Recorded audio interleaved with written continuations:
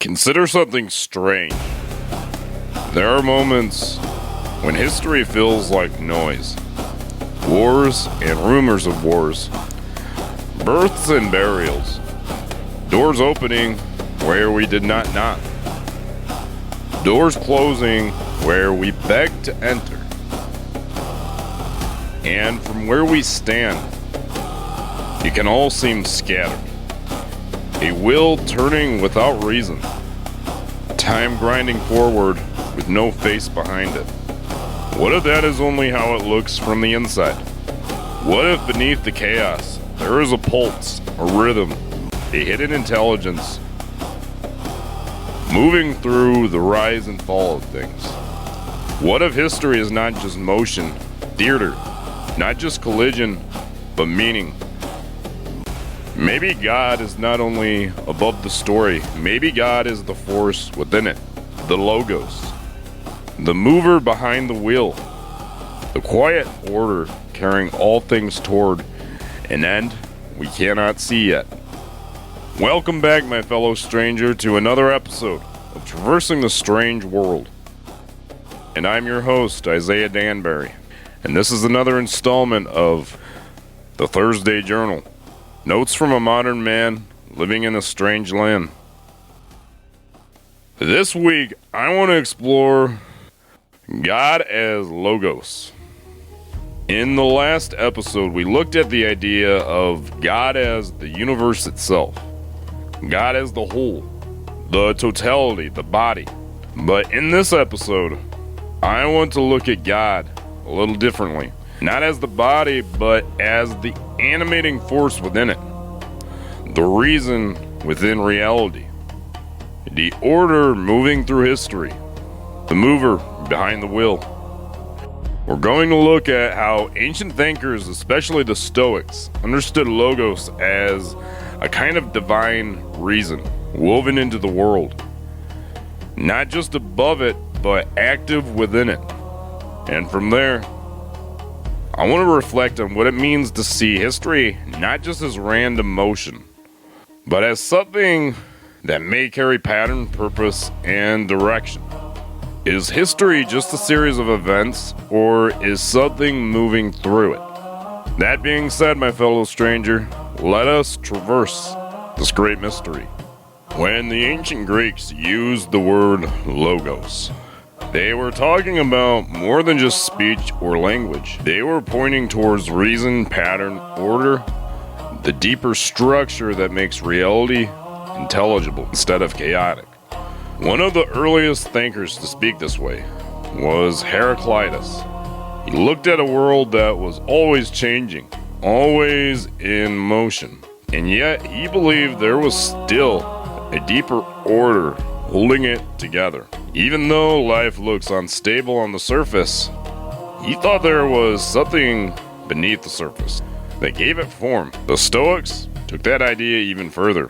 For them, Logos was not just an abstract principle. It was divine reason, woven into the cosmos. In other words, the world is not just moving, it is being ordered. Nature is not just doing things at random. History is not just one event crashing into another. There is a kind of intelligence, a kind of rational structure moving through it all. God is understood as the order within the world, the meaning within movement, the force behind what seems at first glance like chaos. That does not mean everything is going to be easy to explain. It does not mean every tragedy suddenly makes sense. But it does mean we can ask a different question. Not just why is everything happening, but is there something deeper moving through what is happening? What really interests me in this episode is the idea that history may be more than just one thing happening after another. Behind the rise and fall of nations, behind conflict, collapse, renewal, and change, there may be something deeper moving through it all. Vico is one of the thinkers that helps us open that door. He believed history was not just random human action.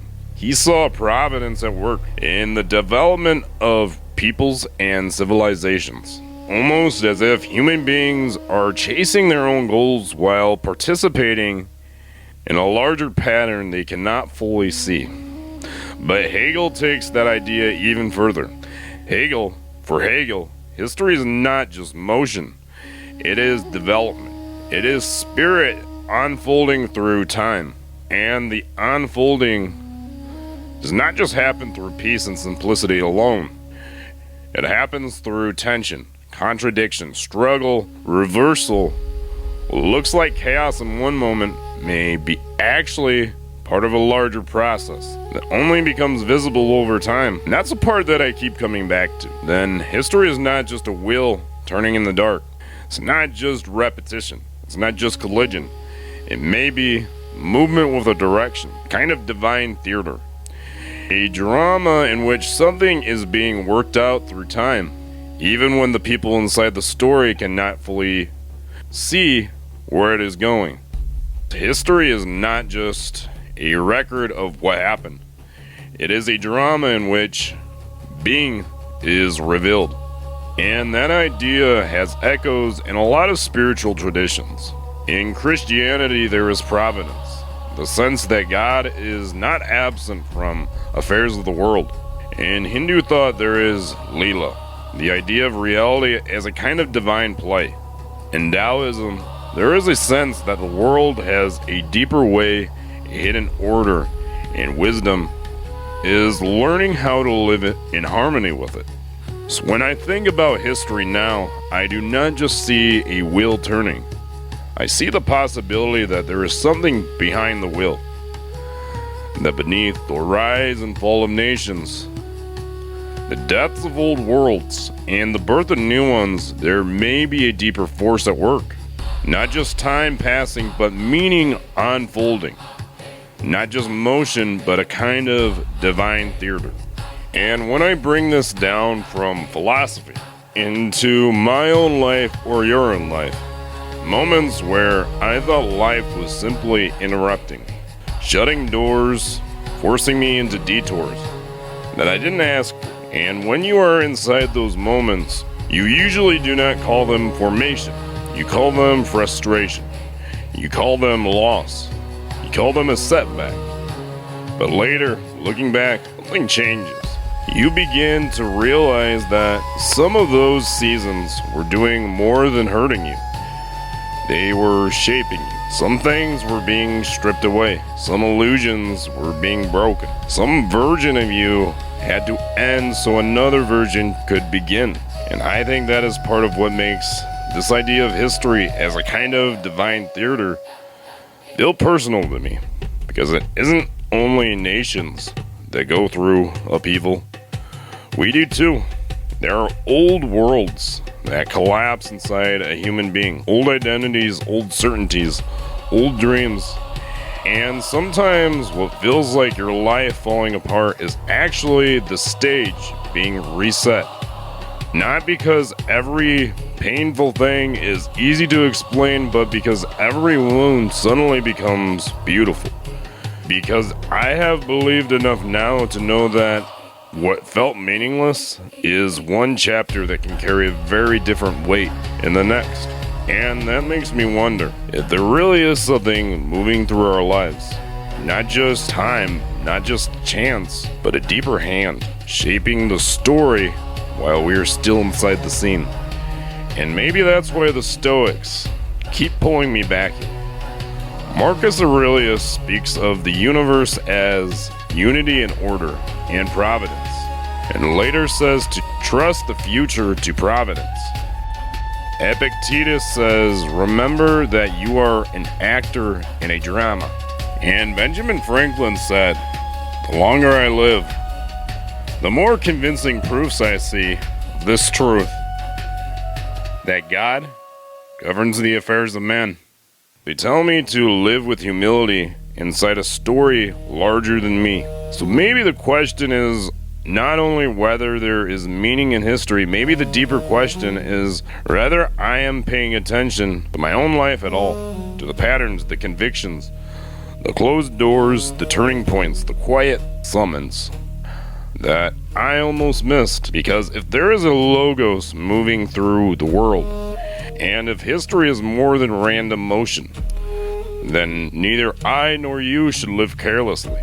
I should look at my life closely. I should ask what season I am in, and what needs to die, what needs to grow, and what part of the drama I have been resisting. Maybe wisdom begins there, not in controlling the whole story, but in examining my small place within it, and learning how to play that part well.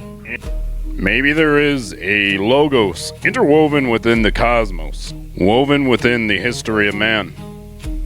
And within man, the paint strokes of history.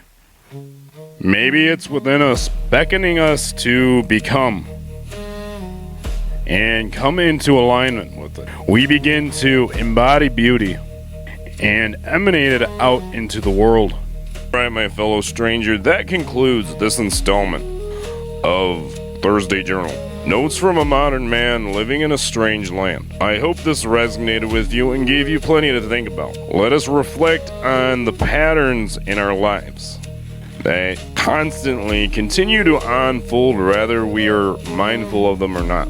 I think that's the biggest and the first place to look. And next week, we will be exploring God in the form of a still small voice, an aspect of the psyche, the conscience. I hope to see you there. Alright, if you're listening on YouTube, like and subscribe. If you're listening on Spotify or Apple Podcast, like and leave a review. And if anything in here resonated with you or alarmed you even, please, by all means, share it with a friend or on social media. Alright, let us keep traversing this great mystery. Let us keep traversing this strange world. Let us remember always to be curious. Let us always be inquisitive. Let's remember to be neighborly to folks, because we're just kind of thrown into this whole life thing that we really don't know a whole lot about. So at the end of the day, we're all just strangers in a strange land. Until next time, peace.